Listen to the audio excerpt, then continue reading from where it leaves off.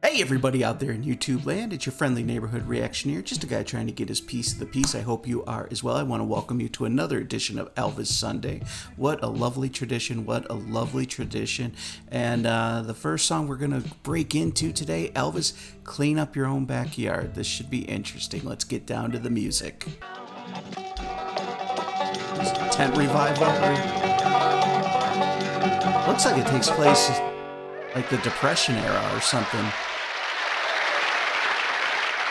The Trouble with Girls, 1969.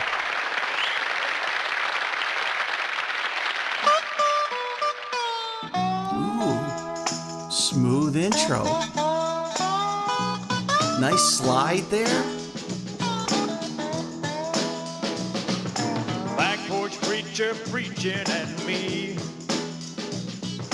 acting like he wrote the golden rule, shaking his fist and speeching at me, shouting from his soapbox like a fool. Come Sunday morning, he's lying in bed with his eyes all red from the wine in his head, wishing he was dead when he ought to be heading for a Sunday school. Gosh, I've already had 3 major takeaways in just one verse. I'm talking about that beautiful slide guitar, kind of has that mixing fusion of bluesy and gospel thing going around. The subject matter of speaking of hypocrisy.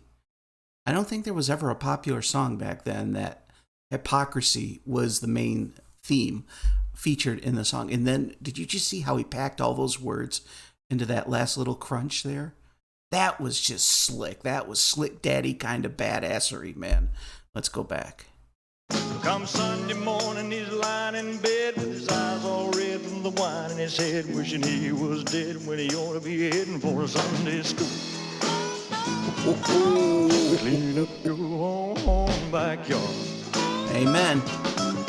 Oh, don't you hand me none of your line. Clean up your own backyard. You tend to your business, I'll tend to mine. Wish we all lived by that. Drugstore cowboy criticizing, acting like he's better than you and me, standing on the sidewalk supervising, telling everybody how they ought to be. Come close the time most every night, he locks up tight and out go the lights, and he ducks out of sight and he cheats on his wife with his employee. There you go. Clean up your own backyard. Man, I love the ballsy nature of this song. It's delivering truth with a dose of fire, man.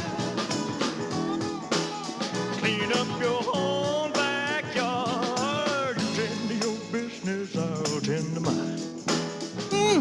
That is sweet.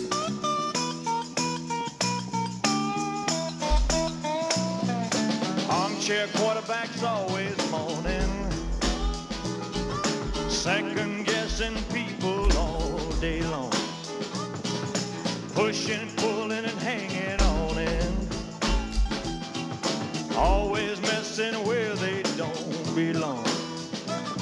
When you get it right down to the nitty gritty, isn't it a pity that in this big city not a one little bitty man will admit he could have been a little bit wrong. Clean up your own backyard. Oh, don't you hand me none of your line. Clean up your own backyard. You tend to your business, I'll tend to mine. Clean up your own backyard. You tend to your business, I'll tend to mine. Amen.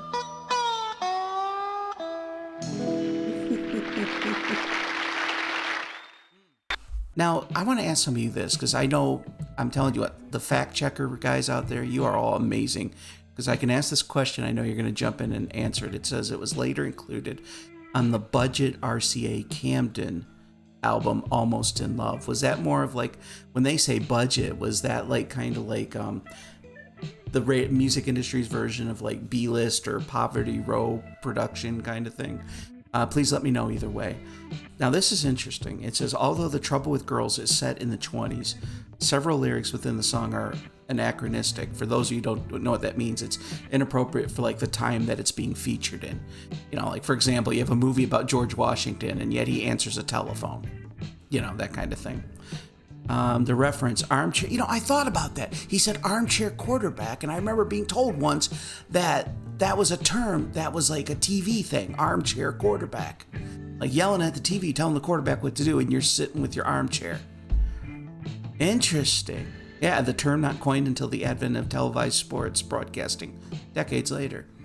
So, you know, especially in the 60s and 70s, there was always these, do you guys remember Happy Days? I always found it interesting, like the first 3 or 4 seasons, they went out of their way to make sure the detail was spot on, you know, the haircuts and everything. But then there was a point in the series where they didn't care anymore.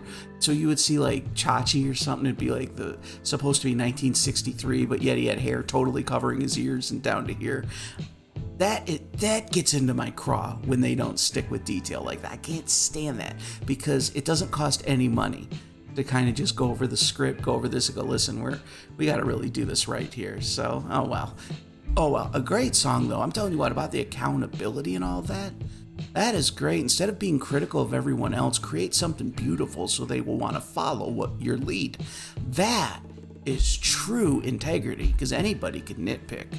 And don't nitpick at me, because I do that full time to myself every day. So no, listen, I love you guys. I want to thank you all for showing up on Elvis Sunday. We got a couple other great videos planned for you, so I hope you're making yourself comfortable. Let's get into the music. And if this is the last video you're watching for this Elvis Sunday, then I want to, from the deepest part of my heart, thank you so much, and I hope you really did enjoy the programming for today.